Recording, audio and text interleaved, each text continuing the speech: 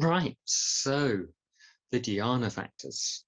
So we've covered quite a lot of ground in this course. I'm not going to necessarily recap it just yet. Another week or two, most of the things should be on YouTube, so you can catch up. So it's the second week on looking at working in access concentration. So if we can have the diagram up. So at the moment,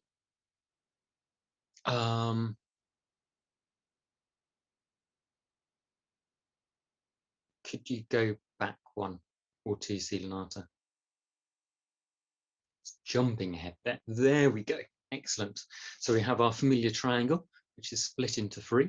In the bottom part, we have Kamaloka, which is the realm of desire. We have the Rupaloka, which is the realm of form, and the Arupaloka, which is the formless realm. So we looked at these in passing a couple of weeks ago. There's an extra bit has appeared on the left-hand side, which has got Brahmaloka. So the Brahmaloka is another word describe the Rupa and Arupalokas. There's a lot of lokas going on here. And Brahma is one of the gods. So Brahma is one of the main gods. So they're god type realms. And why I mention this is, if you like, the Brahma Loka is the natural abode of loving kindness. And I will see next week when we see Metta as a Brahma Vihara. So a kind of a dwelling place, the Vihara in the Brahma Loka, into that a little bit more. But I just thought I would put that bit in. So Metta, when we develop it, should naturally turn into a kind of a Rupa Loka experience. In terms of meditation, if we have the next slide.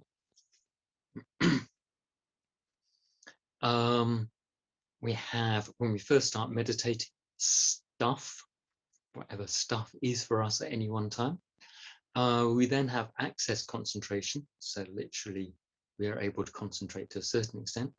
Then we have dhyana, or technically the 4 dhyanas, 1 to 4, and then the formless dhyanas, which again there's 4 of.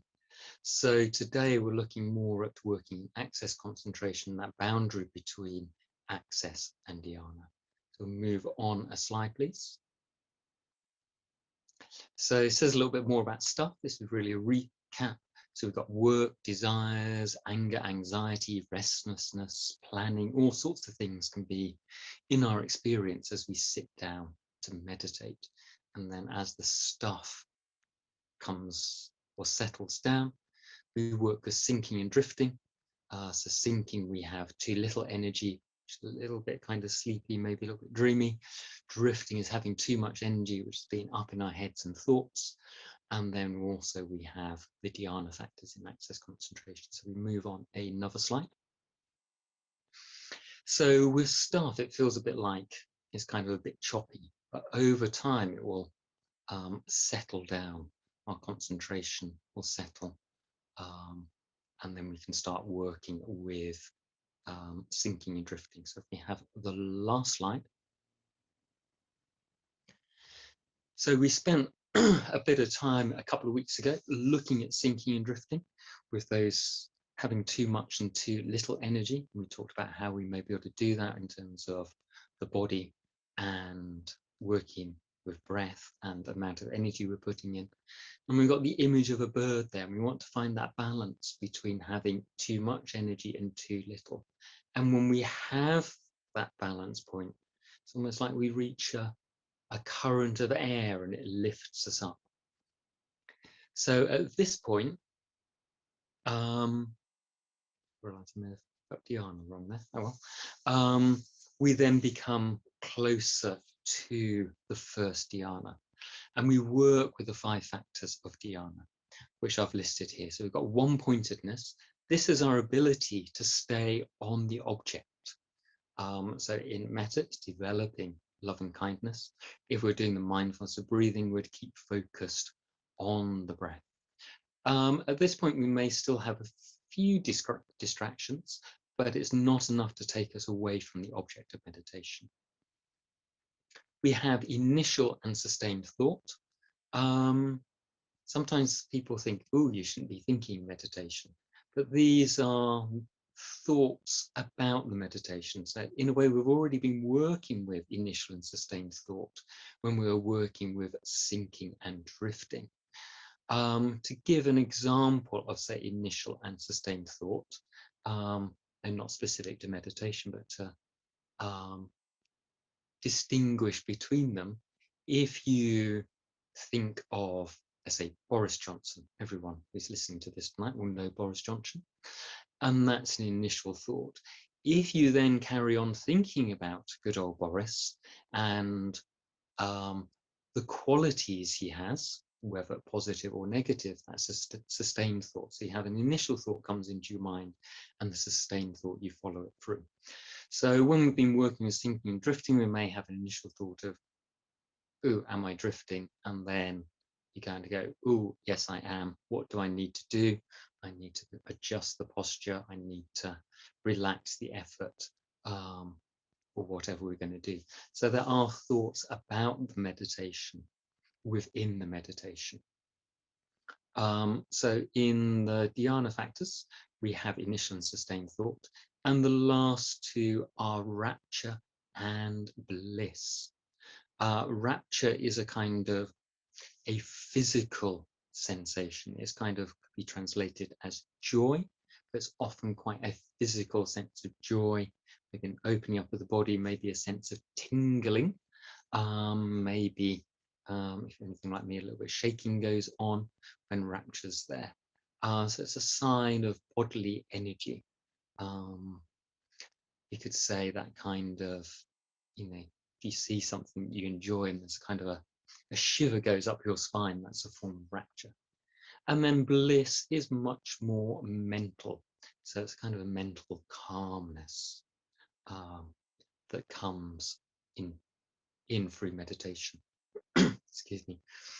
So some of you have been looking before Christmas at the anapanasati, the mindfulness of breathing, in the second tetrad. We were looking at some of these, rapture and bliss. So they're the 5 factors of dhyana. And if all of those are present, then we know we're in the first dhyana. Fairly straightforward. If any one of them is missing to a greater or lesser extent, then we're, if we're working in access concentration, then we know we haven't got into dhyana, and we need to look at the one that we're missing. Okay, we can lose the slide at this point. So this is quite important. Similar to sinking and drifting, it means we're active in the meditation. We're there seeing what goes on, and we're trying to get you the idea of working in meditation, not just being passive and something does or does not happen. So in a way, you can be slightly more in control. So in the meditation we're going to be doing shortly, when we get to the last stage, where hopefully we're a little bit more concentrated, and as Padma says, quite often we sometimes find the last stage possibly slightly easier, we can explore whether we have these factors, whether we're one-pointed. If we're still distracted at this point, we're still working with stuff, then we work with stuff and sinking and drifting. If we are more one-pointed, we can check that we've got initial and sustained thought. In some ways, going back to anapanasati, we can call that investigation. And then I think the 2 more important ones are rapture and bliss.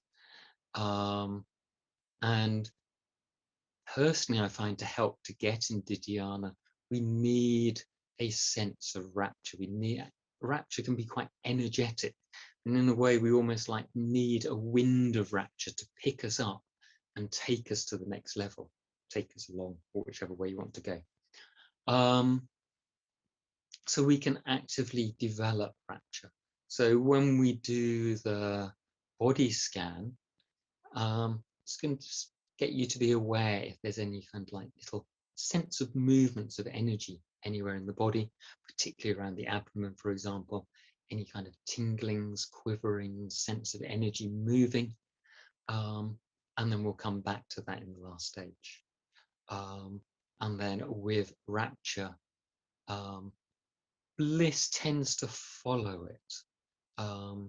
So after a while, we can just let the rapture settle down, and there should be a mental bliss there as well.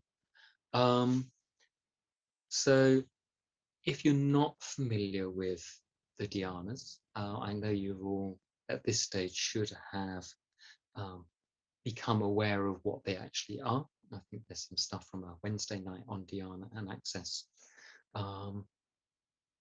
This is a good way of working. So if our meditation is going, I can say, well, all meditations go well, whether we get the results we're after or not. It's the process itself which is really important. And sometimes the meditations that don't go well are the ones that make a real difference in the long term. But if the meditation, shall we say, is concentrated, then using the dhyana factors and working with them may be a way of actually getting into the first dhyana.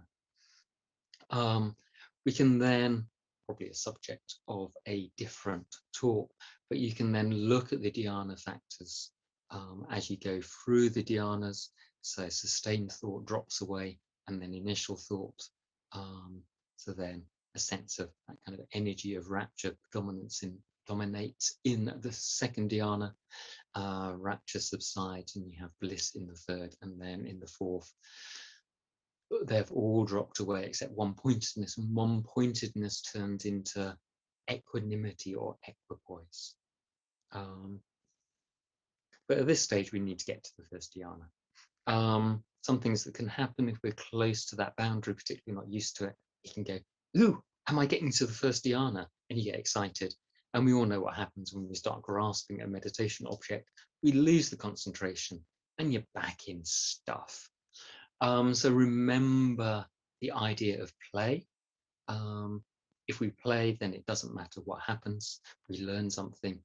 You know, if we get too excited and grasp the object and we go and crash out of concentration, like, great, you've learned something. You'll be less inclined to do that next time. Or you may find actually it goes really well and you get more of a sense of how we can get into the dhyanas. And as I said, I think the metta is a very good way to explore the dhyanas, because metta, as it develops, as it becomes more rounded and fulfilled, has the characteristic of dhyana. I know my very first experience of dhyana was doing the Mettā Bhavana, even though I always considered I was much better doing the mindfulness of breathing. It took me many, many years to do the mindfulness of breathing and get into dhyana, but metta was a bit easier. After a couple of years, I had my first kind of taste. But just see what happens. Sometimes when we meditate, we all end up spending most of the time working with our stuff, which is fine. We may be working with sinking and drifting, but sometime, whether it's tonight or other times, we will have a more focused meditation, and then we can start looking at these 5 factors of dhyana. So I think that's all I'm going to say at this point.